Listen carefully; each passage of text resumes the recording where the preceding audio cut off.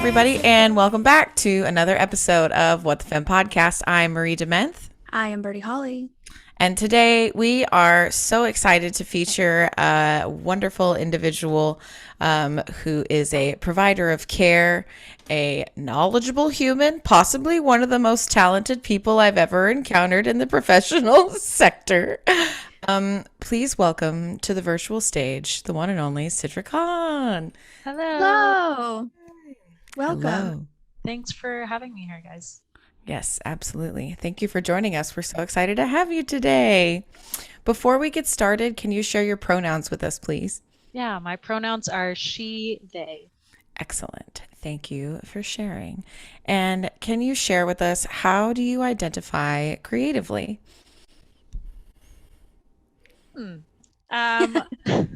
That is a great question. Right. Large question, right out the gate. Yeah, I mean, I'm thinking about like my professional titles. So, counselor, Good place to start. baker, streamer, content creator. A lot of things that I just do casually would be like crafting and more baking. Baking is everywhere. Yes. You know, I sing in my car. I feel like creativity extends so much everywhere. more Right. beyond just titles. There's a lot. I don't even know if words encompass it all. I think creativity comes in like a state of mind. You know, it's how I see things, how I see the world, how I see even the sky outside my window. Like it's all over the place. Mm-hmm. It's a part of you. It's like the blood that runs through your veins. Creativity is everywhere. Yeah. I think that's a great reminder that anything can be creative. And I think just what brings you joy might be a better way of expressing that. Perhaps that's something that we'll modify in the future. But thank you for sharing all of those. I'm very excited to talk about your background in the mental health sector. I'm especially excited to talk about your experience in baking. Before the show, Birdie and I were gushing over your Instagram, which we'll talk about later, Sugar Masala. Probably my favorite name for a bakery to date. Very adorable. So I guess let's start with the professional titles, since those were listed first.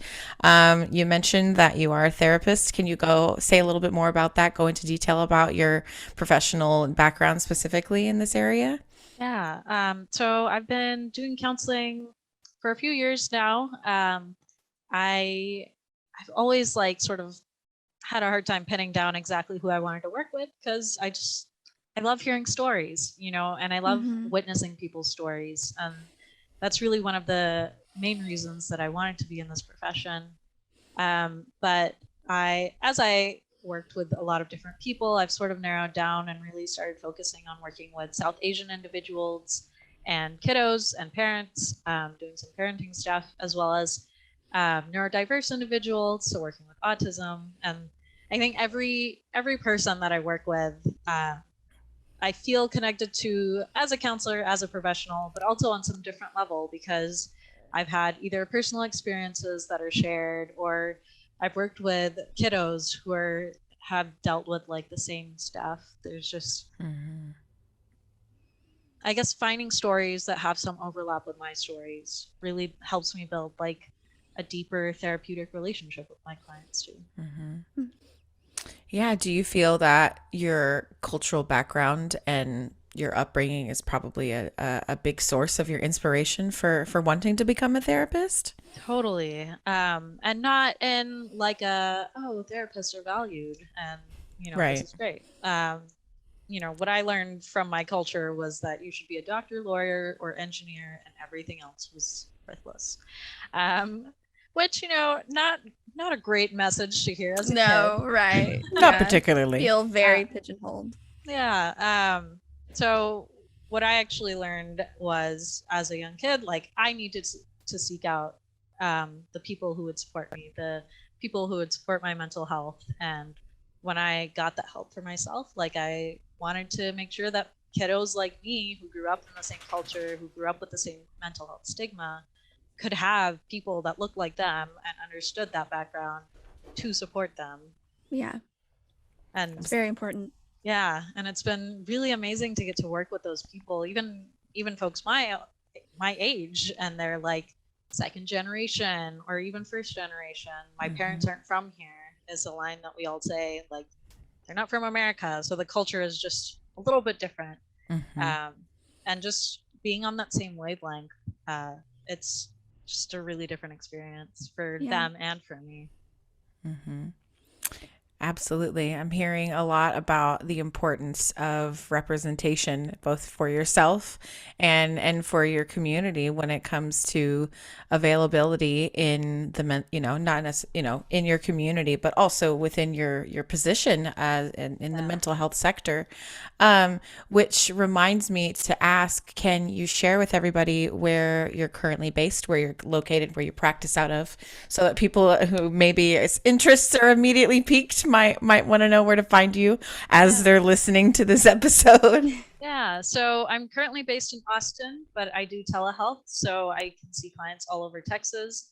Um, Honestly, like, the pandemic has been awful all around, but the best thing that's come out of it is how popular telehealth has become. Like, Yeah. we're really connecting all over the place. I have clients in like Houston and Dallas, and I have a client in Amarillo who definitely would not have been able to find a culturally relevant Yeah. counselor, and it's just been amazing. And living in Austin, sort of the heart of it all, I don't feel like I'm super distant from any of my clients because, we're all right here. We're all connected. Yeah. It's been really, really cool to be able to connect. Absolutely. I love that. I love that you're able to, because of telehealth, right, connect with people who, it's often talked about food deserts, right? That's a big topic, right, that we talk about when talking about financial, economic, racial disparities, things of that nature. Food deserts is a big thing that comes up, especially in major, quote unquote, metropolitan areas. And one would consider a place like Amarillo a metropolitan area, but they too experience, not only food deserts, but resource and provider deserts of not being able to access resources that are relevant to their lives or their struggles or what their current needs are. So bless the ability to have access to the internet, right? That's another conversation, I think, of, I don't know, universal Wi-Fi. Let's get it so that we can all have telehealth services. Telehealth has really been revolutionary, especially in this, with the pandemic and everything, and us really being like forced to learn how to utilize it. But it actually ended up being like a really great thing. Yeah, I remember so it's cool to actually see. during my training, like, I was super hesitant about telehealth. I was like, I would never do that. That feels Yeah. so odd. But now I'm like, no, I don't want to go back in person. I know. I remember the first time that, I was like, oh crap, like I'm like knees deep in therapy, and like the pandemic hit, and I'm like, and then you're like, this feels weird, like being online, and now it feels weird like going back into seeing her in person. And it's like so funny because I couldn't imagine it the other way, and now I can't imagine it the other way. And it's just it shows you how adaptable you can be and not to be afraid of change when it's thrust upon you. But it could be a good thing. Yeah, absolutely. So you mentioned, obviously, your many things and ways you identify and express yourself creatively earlier. How have you found ways to incorporate those elements into your practice? People are very much into alternative forms of therapy in addition to talk therapy, right? So can you talk a little bit about that? Totally. I love doing expressive arts activities with my clients or for myself, honestly. I feel like they help so much, even in a vacuum. Like, if I'm doing it by myself and I just draw something or start with something, put some colors on a piece of paper, like, it feels different. I get something out of it every time. Some feelings are being processed. Something is being processed. And working in that way with my clients is also really special. If they have access to paper and anything with colors, like, we can have some great conversations about that. And sometimes it's not even about the conversation. Sometimes it's just about the experience.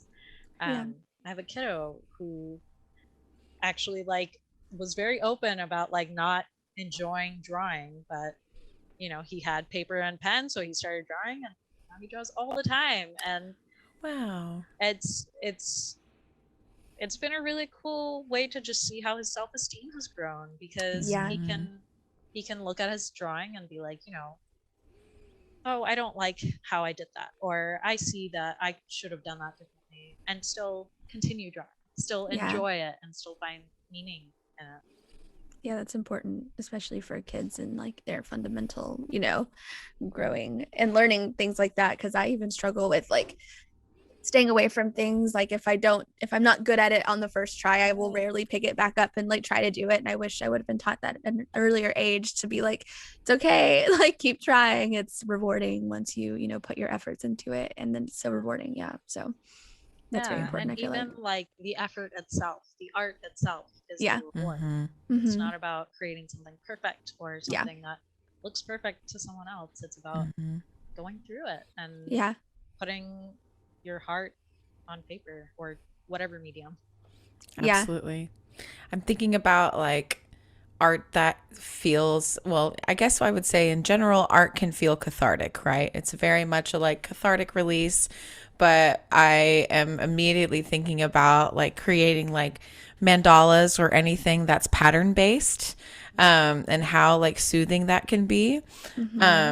And I don't know, I have yet to incorporate expressive arts in my own therapy past like songwriting and like letter writing, but I guess that's an art in its own way too. Yeah. But yeah, very interesting to see what that kind of release is like for individuals who get to do a little bit of art in that therapeutic way.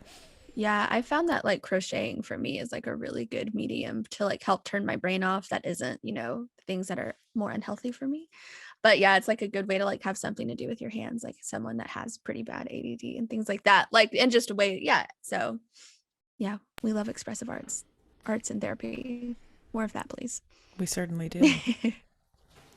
Speaking of expressive arts and using your hands, we've also got baking in your background, hand-based activities.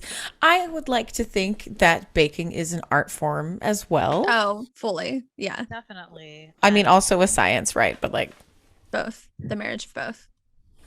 And I would even argue like it's such a full sensory experience, right? You're talking about working with your hands, but there's smells, there's taste, there's touch, there's so much that goes into baking. There's so many sensory experiences that you can have. If you watch a video with the recipe, you've got like the auditory piece, or even if you're talking to someone while baking, there's like that connection piece. You're experiencing flavors that other people have had maybe miles away, maybe states away, maybe countries away. And it's just another way to connect to different people, connect to a world that's bigger than you. Yeah. Do you remember when you first started baking? Were you young or were you a little older? I was really young, because I don't actually remember starting to bake. It's just something you woke up and you're like, I do this. This is part of my identity. Yeah. I know my mom has always been in the kitchen. That is where my mom is. She cooks, she bakes, she does everything. And I'm her youngest kiddo, so like I am just her tail, like, right. And I am present tense. So like if she is in the kitchen, I am in the kitchen with her. Yeah. Oh. And that was a really connective piece for us. Like that is how our bond grew. And if she was doing something, I was helping her do it. So it was either cutting onions, if she was baking, I would get the ingredients out. And then I eventually sort of took it on myself to bake things, because obviously if I want cookies right now, my mom isn't necessarily going to make me cookies right now. Right. You're like, I got to learn how to do this for myself. Yeah. And I remember being that kid in like high school where I would just show up with like a giant bowl of brownies or whatever. And I'd be like, hey, like, do y'all want some brownies? And, being like, I don't know, the person that I was, I didn't have too many like close friends. So if that worked at home and that could be a connecting piece at home, I really tried to make it a connecting piece everywhere. And like, who doesn't love getting brownies? Yeah, I was gonna say those are like my favorite people that show up with snacks, sweet ones. What's the phrase? The quickest way to someone's heart is through their stomach. Like truly, madly, deeply. It is so true. I have owned that Yes. Really leaned into it. Yeah. Can I ask, were you raised in Texas as well? Yeah, I've actually so I was born in Pakistan, but I got to Texas as fast as I could. I was like 3 or 4 when we moved Excellent. here. And then I grew up in the Austin area. Yeah. Oh, Ah, nice. okay. Gotcha. So So, you're a native Austinite. Yeah. yes, yes, for the most part, yes. Yeah. And so I only ask that because I think about, it's such a big part of like Southern culture too. I mean, food in general is such a big part of like connecting in culture, right? Definitely. But I feel that using that strategy of bringing the brownies to school to connect with people was such a surefire way to get people to connect with you. Funny enough, I too am the person that would bring food to school, baked goods and things. But for me, it was more about getting out of doing homework, and that's another conversation. But that's neither here nor there. Well, that's really exciting. But at least in Austin, my hope would be that you had at least a diverse community, given its size, right, as a city in which you could grow up in. Yeah. I definitely think it was diverse. I definitely think that being someone who grew up post 9/11 like Mm. affected some things. Being Mhm. raised in a Muslim family and being South Asian, I know there were racist things that happened, and Mhm. I wear my race on my face, so these things are just a part of me. And that's Absolutely. why my bakery right now is so important to me. The Mhm. word masala is Urdu or Hindi for spice, so it's sugar and Mhm. spice, and Yeah. uh, really honoring that culture, that part of Mhm. me that maybe hasn't been super honored in media or in Right. life Mhm. for a lot of my life. Yeah, that's a great point. Thank you for the reminder and for bringing that up. With we tend to think that Austin as a city and places like Austin are full of diversity and Right.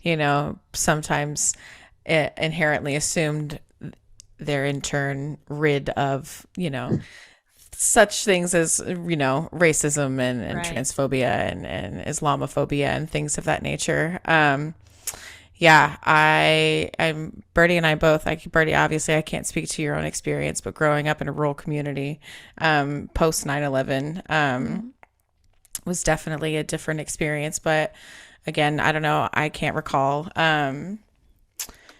having too many. I don't couldn't recall there being any communities that or any families in our community that practice Islam. So I can't really speak to what that experience must have been like. But I'm grateful that you were able to share that with us, and I'm sure you also share that experience with your clients and through your work and by honoring your culture and your heritage and your race and that in your daily days. So you mentioned sugar masala. Obviously, once again, we're talking about baking, connecting through culture in that way and whatnot. You also mentioned that you bake through a Twitch channel. You have a stream channel. Can you talk a little bit about that as well? Yeah. I don't really know why I started it. Like, one of my friends was like, "Oh, you should do this on Zoom and invite people to watch you." And I was like, "Okay." And then someone That's else was cute. like, "Twitch is easier because that's what it's for." And I was like, "Oh, Mhm. yeah, this is a thing that Mm-hmm. I can do." And like I said, baking and food is all about connection for me. And Mm-hmm. baking alone in my kitchen is fun and it's soothing in a completely different way. But baking while streaming is a way to connect. And I've Yeah. had some like really cool conversations with strangers from the other side of the world Mm-hmm. while I'm streaming, and they're like, "Oh, I found you because you look Indian," and I'm like, "Yeah, I'm Pakistani," and Yeah. we just start talking from there. And again, it's a lot of like cultural connection, but also Mm-hmm. just curiosity and getting to be curious myself and curious see the curiosity in everyone else about what I'm baking, about what I'm talking about, because I can go off on rants about the latest movies or whatever too. Right. um, but it's just a really cool way to connect with people. I have some friends who pop in and drop a lot of knowledge on my behalf too. I have a friend who has also streamed and is not just a baker. I feel like calling him a baker is very limiting because he's also made chocolate in the past and Oh, cool. yeah, grows mushrooms and like he's Wow. a wonderful human being. A chef. He's just a Yeah. chef, I think. Yes. And you know, he comes in with like science, like the real science behind That's cool. lots of like baking things. So awesome. We talk a lot, even one-on-one, just brainstorming new recipes. What flavors do you think would go with this, and whatever. That's cool. Does he it's have all like about his own connection. little like baking or like channel or Instagram or anything like that? So he used to have a baking streaming channel. I'm laughing because now he's currently in a master's program related to like space and like That's becoming an cool. astronaut. Yeah. Like, All right. I want to okay. know more about this human. What a I'm going to fascinating make person. brownies in space. yeah, Space basically. brownies. All right. All right. All right. That's exciting. Um, with your Twitch community, it's something that we've tapped into as well, right? On in our own, the pandemic brought everybody online. I think that it also brought a lot of people to Twitch as well. And that was such an interesting thing, I think, for us to discover, and like being able to connect with people from all over, right, is really cool. And just the amount of things, different kind of talents and shows that you can find, and people who are also like, just like your friend that you were saying, are as equally talented and interested in the same stuff as you. It's really exciting and a really cool place to see. Do you see yourself like, obviously the therapy is a big part of what your career path is, right? But do you see yourself like pursuing, like vending in person, anything of that nature for Sugar Masala, a pop-up bakery, a small shop, as it were? So I don't know. So maybe long term. I do have Right a on. market that I'm going to be vending at in like 2 weeks. Hey, that's exciting. Yeah, I keep my eyes open for like small farmers markets, just little outlets, so I can make my hobby a little bit more lucrative. Right. But I think long term, I would love to have a little shop, a little bakery where I can bake, but also have like therapeutic baking classes because Yeah. Yep, please. I am just thinking about, we were talking about expressive arts, and baking is totally an art. And the thing that you Absolutely. end up with is an art, and it takes so much patience and social skills if you're working in a group. It takes a lot of mindfulness to enjoy all aspects of the baking. Um, Actually, when I stream, even when I can, I try to incorporate some mental health stuff. And Yeah. some of my favorite things are talking about, making anything with yeast, because yeast is so particular.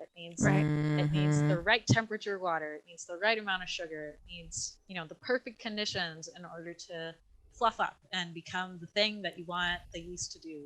And I feel like that's like people. Like, we don't always get the perfect conditions, and we can still wind up becoming a great dough. But if we give ourselves those conditions, give ourselves patience and empathy and authenticity, we can sort of become whatever we want to be. Sort of like any yeasted dough can become pizza or cinnamon I love rolls. that. I think that's I'm gonna think my about new that all the time now. affirmation. Yeah, I know. I was like, damn, I'm definitely gonna think about that. Like, I am the perfect dough, yeah. Yeah. no matter what yeast comes my way.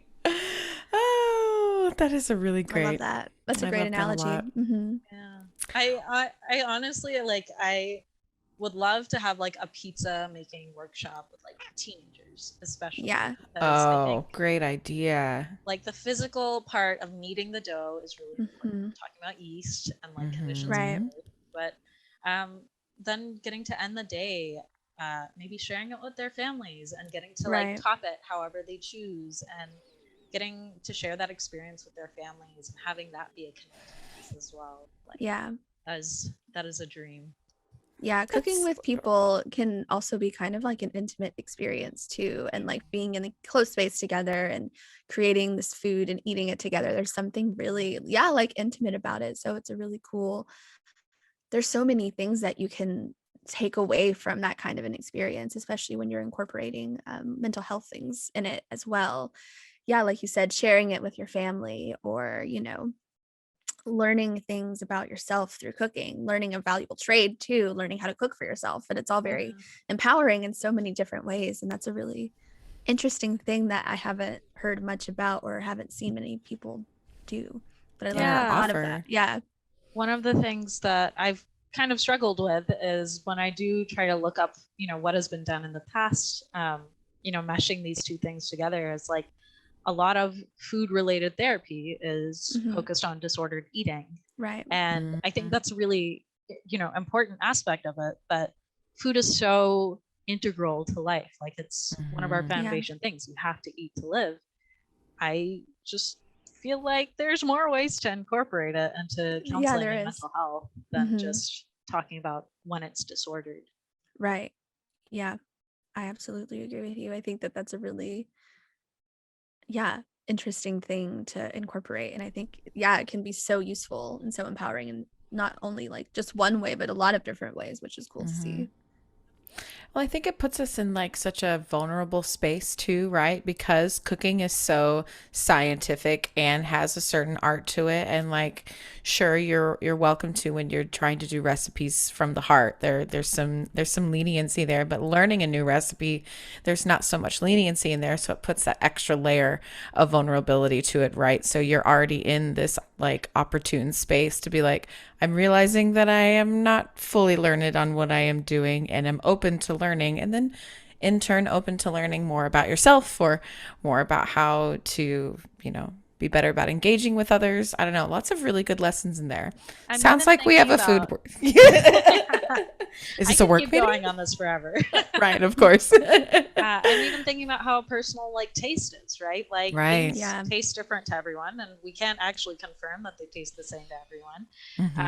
But also everyone has different tastes that they prefer, different preferences, and certain things might feel spicier to certain people. Like I actually can't handle much spice at all. Whereas my sister loves spicy food, but her stomach can't handle spice at all. Like, there's different needs that you have and different feelings that you have about different flavors. Absolutely. I love all of that. You know what? This conversation is making me hungry. We're going to take a quick break. Searching for answers? Wondering what's going on with your mental health? At The Gracious Mind, help is here. TGM offers identity affirming, low cost, sliding scale, and payment plan clinical services. Our team is queer, trans, sex worker, immigrant, deaf, and BIPOC allied, as well as available to provide interpreter services in ASL and English. Our clinic is proud to offer our clinical services to anyone in the following states through our easy-to-use, HIPAA-compliant telehealth software: Alabama, Arizona, Colorado, Delaware, Georgia, Illinois, Kentucky, Maryland, Minnesota, Missouri, Nebraska, New Hampshire, Nevada, Ohio, Oklahoma, Pennsylvania, Utah, Virginia, and Washington, D.C. You can also access opportunities to learn and grow from our team through online courses, workshops, videos, and articles. Shop books, journals, workbooks, zines, and gifts in our online shop. Explore The Gracious Mind and find the wellness you've been searching for at www.thegraciousmind.com. That's www.thegraciousmind.com. We're here to help you thrive. Hey listeners, I've got an exciting new podcast coming to streaming apps near you called Media Psyched, hosted by yours truly, Dr. Aiden Hirschfield, media psychologist, consultant, and researcher. Media Psyched is all about our relationships with media, the cause and effect, and the incredible ways that we humans are using media to transform ourselves and the world around us. I'll talk about some of my favorite subjects, like video games, virtual and augmented reality, digital art, user experiences, the psychology of persuasion, cognitive dissonance, Gestalt theory, and why it all matters. I'm so passionate about media psychology because I know it has an impact on everyone and everything in our modern world, so we can no longer ignore its power and influence. That's been true for many years, yet many of us are just becoming media literate. That's a whole can of worms we'll definitely be opening up quite frequently, in fact. What's more, we'll be hearing from riveting and powerful stories about all sorts of mediums and technology from a diverse range of people from an infinite array of fields, backgrounds, and experiences, a lot of whom I'm really lucky to call my friends. And as a trans and queer identified person, I am dedicated to cultivating an inclusive space that uplifts and shares the voices and experiences of marginalized people. I'll talk about my work at the intersection of media and gender and sexuality, and bring in influencers, experts, and interesting folks to talk about all of these nuanced areas. So I hope you'll join me for Media Psyched, coming to your favorite streaming apps very soon. Subscribe on Spotify or Apple, or follow us at Media Psyched Podcast on Instagram for updates.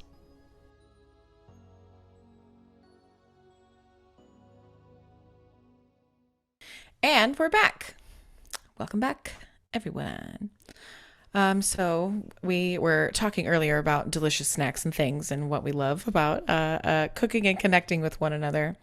I want to hear a little bit more about some of your inspirations, like who inspires you in the baking realm, who inspires you in the mental health realm, who keeps you motivated when it comes to working and pursuing these specific spaces that you operate in.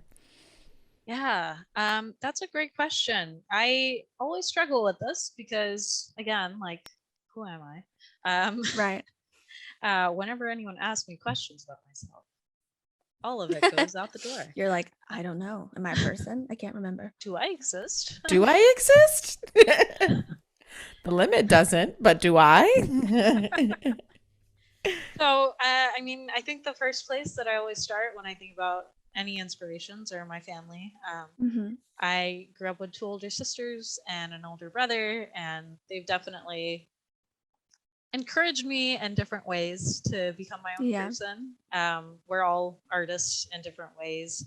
My siblings were always like visual artists, so okay. there was a lot of pressure for me to like find my own way to be an artist because I did not think that I could live up to their art.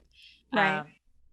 So I think I learned from them that being creative, being a creator in any sense is just really important and just felt like part of life. And then again, like I talked about being in the kitchen with my mom, huge motivating factor for me, learning to connect and then using that to connect with everyone else.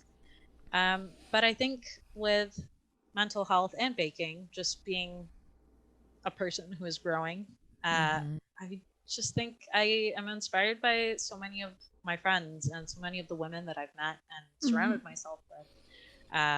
I met this amazing cohort of women at UNT when I dipped my toe in the water of a PhD program that I soon left.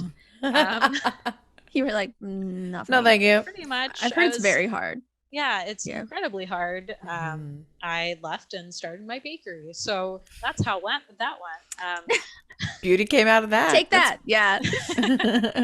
But all of my friends, just seeing how all of our different backgrounds, all of our different experiences sort of led us to this one spot where we could find each other, support each other, and just love each other and support each other as we grew and continued to grow in all different directions. It's been amazing. I actually got to spend some time with them last weekend. So it's been amazing to just see how far they've come, how far I've come, and how we've sort of supported each other in different ways on this journey. There's a couple of international students. So I have 2 friends, one from China and one from Hong Kong. They're part of that program. They're also like learning and growing and figuring things out. And there's a couple of girls who also, we actually came up with this, my parents aren't from here tagline because yeah, we grew up here, but there's certain cultural things that don't really line up when your parents aren't from here. Yeah. I was actually talking to my sister about this yesterday. Like the Beatles. Everyone around my age, every millennial has heard of the Beatles and feels strongly about them one way or another. Right. But for me, like I wasn't exposed to the Beatles. My parents don't listen to the Beatles. Yeah, right. You're like, I don't know who that is. Yeah. I don't know what that means. the insect? I don't know. And so I didn't come across the Beatles until I was like an adult. And I was like, oh, okay. I guess I get it. You know? Right. It's a very different experience, right? Yeah. Right. But just seeing like people my age, people a little bit older than me, you know, going through these things that feel really similar, very close to my heart, but also seeing how they deal with things, deal with life, seeing my friends fight off like generational trauma and like cultural differences and all of that, getting a lot of support from them on my own journey, but also just, I don't know, it's inspiring to see how far they've come and how they take care of themselves and how they work so hard to make the world a little bit better in every way. And to have your own like support system too. Yeah, that's nice. Yeah, you have such, you know, you're living and growing and raised in a niche community, and having to find those kinds of connections is, you know, was integral to your upbringing, to your safety, to developing who you are as a person. And so finding those, like, you know, similarities and I guess those kindred spirits within your community, you feel so intimately connected with them in that way. So yeah, I can imagine that it is really nice to be like, look at how far we've come, and like, look at how much we've succeeded despite everything. And it's really admirable and beautiful to see, I'm sure.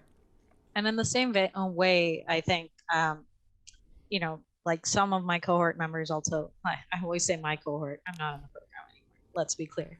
But right on. Some of my friends, like, you know, we also really connect on like creative things, even like in little ways. So me and one of the girls hosted a baby shower, a Halloween themed baby shower for another one of the girls. And it was just super fun planning. And it was really creative. We really played with it, and was really rejuvenating for both of us, very connecting. And yeah, it was just so fun to like play off each other and share those ideas and come together like that. Yeah. I love that. And of course I did some baking for the party. Right. Yes. Of course. Why wouldn't you? What did you make? Good question. So the mom, I guess, the mom to be, right. She specifically requested cookies. And she said, like, she gave me a couple of ideas, and I was like, basic.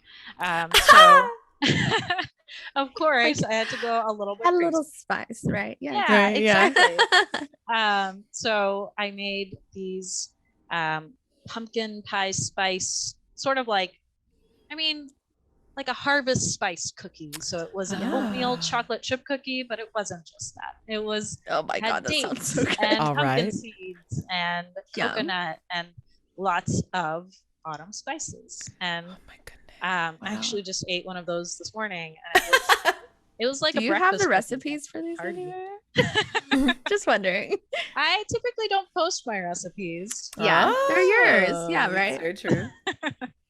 But you know, I don't even know if I could replicate that recipe, because I always make so many changes, and every time I'm like, every time it's different. Yeah. What can I add or take away from? Exactly.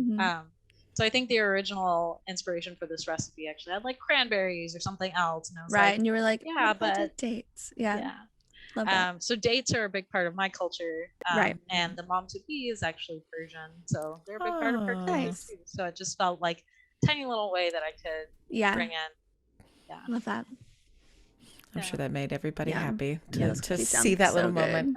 Yeah, and we'll be staring longingly with the request to perhaps have some. Or a cookbook someday. A cookbook someday would be awesome. That would be gorgeous. Cool. It's a lot of work. Well, speaking of community, I think one thing that we always like to touch on in our episodes when we talk about our guests is their identity, you know, as a queer person, as a gender non-conforming individual. Specifically, we like to ask, what does femme mean to you? And if you identify as such, and if you don't, obviously, we would love to learn more about what your individual identity is. But if you're comfortable in sharing about that, we would love to hear more. Yeah. I'll be honest, I feel like I'm still figuring it out. Mhm.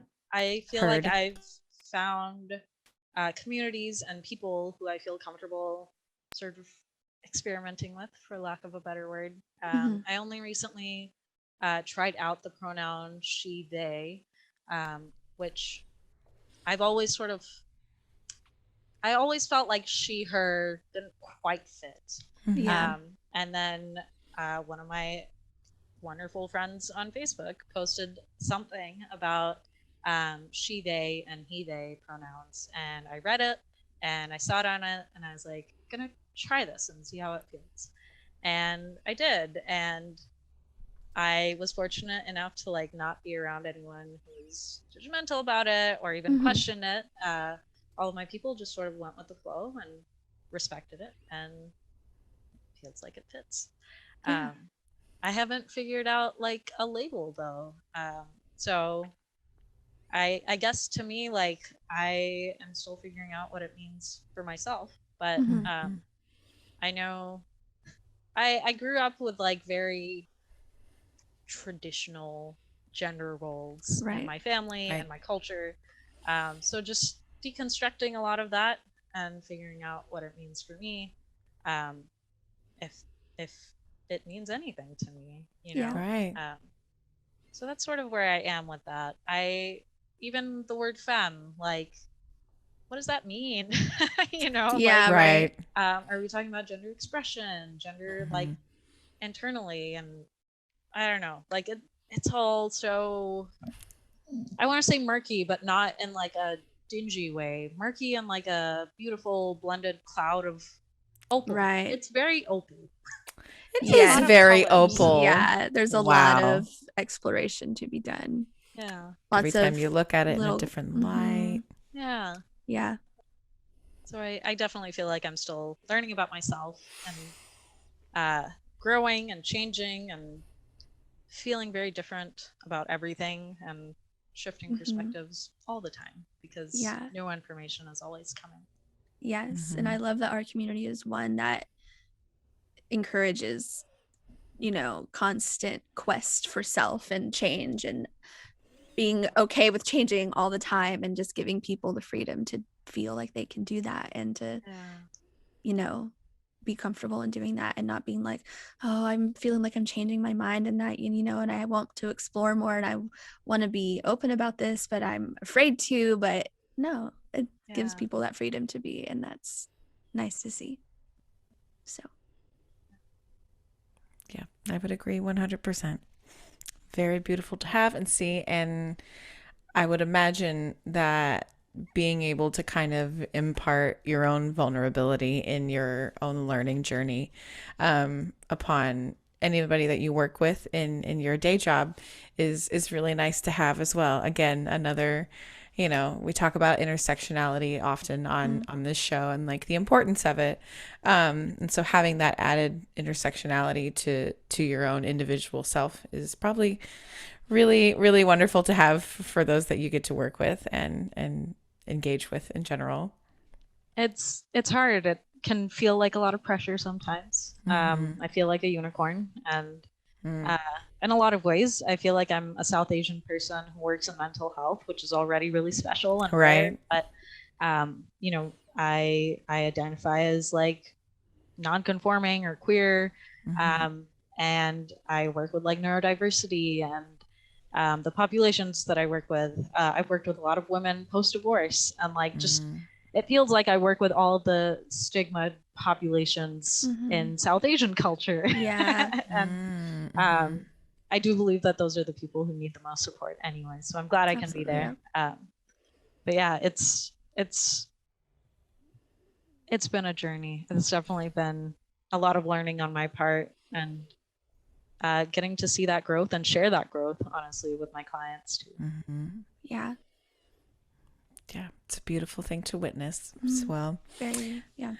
I Very beautiful. can, I feel that it is safe to say that we are all grateful that you exist in the spaces that you do exist in. Yes, very much so. And Thank everybody you. who gets to work with you is very lucky to have you. That much is true. So, where can we direct our audience to engage with your bakery, your day job, or your day-to-day work as well? How can our audience engage and get to know you a little bit better? Yeah. So, so funny. I always start out promoting my bakery, which is not my That's baby, fine. but It's part of it. you can find me on Instagram or Facebook at sugar.masala.bakery. My Twitch channel is twitch.tv/Sundays with Sidrah.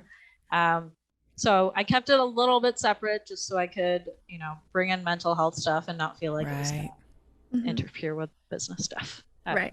There was logic behind it when I did this. There was logic. It's logical. Yeah. It's absolutely logical. I mean, you stream on Sundays. That's the assumption, right? I love that. So, if it's Sunday and it's noon Central Time is when I stream, and you'll be there with Sidrah, and that's me. So Sundays with Sidrah. I love that.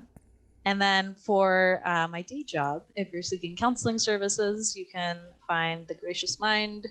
I think we're .org. We might be .com. We are .com. Okay. thegraciousmind.com. Great job. Great job. First try. And yeah, they'll have my information. They'll have a way to schedule sessions with me. So there's lots of ways you can find me. Excellent. Well, I hope that we were able to alert some people who are absolutely in need to learn more about all of the things that you do.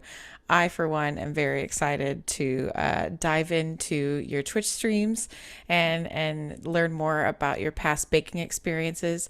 And I know we've plugged the baking a lot, but you did mention that you've got a market coming up sometime soon. Did you want to promote that as well? Sure. Yeah. I'm going to be at the East ATX Market located at Platform Apartments. 9 3/4. I know. That's the first thing that popped into my head. Hold on, let me just find the flyer. Absolutely, totally fine. Yeah, we Okay. want to send people your way.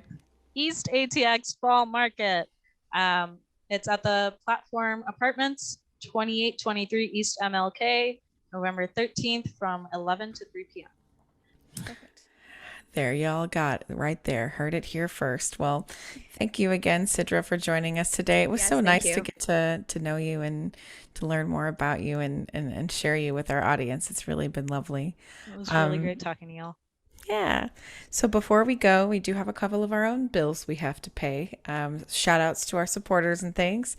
The big thank you to all of our Patreon subscribers, Lindsay Hall, Kristen Spavchik, Danica Dobson, Megan Doherty, Atticus Kimbrough, Christopher Walker, Devin Bruner, Allie Barnes, Courtney Marie, Danny Nichols, and Kirby and Lucy from NTRR for supporting our Patreon. You can support alongside these awesome folks by joining today at patreon.com/whatthefempodcast. All right, some promos. Bird, I see we've got some shows coming up. Would you I like started to share? type it and I was like, I'll just say it. I don't know why. Just say it. Yeah. Because it's this weekend. There we go. Yeah, so I will be at Red Goose Saloon on Friday night.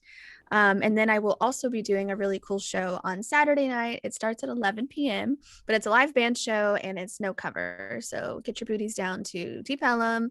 Come listen to some live music. It's also at a steakhouse. There's going to be really good food. I can't wait. If you're hungry at 11 p.m., come and hang out with us, have a drink, have some munchies, and watch some burlesque. Yeah. So I'll be scooting around DFW this weekend. Come find me. Big old party, old fun, old time. And then we've got some things that we're working on cooking up that we can't wait to share with you soon. So make sure you're following us on all of the socials at What the Fem Podcast. And tune in next week where we'll have another super fun, long overdue interview. Woo. All right, everybody. Thanks so much for tuning in to another episode of What the Fem Podcast, and we'll talk to you next week. Okay, thanks. Bye.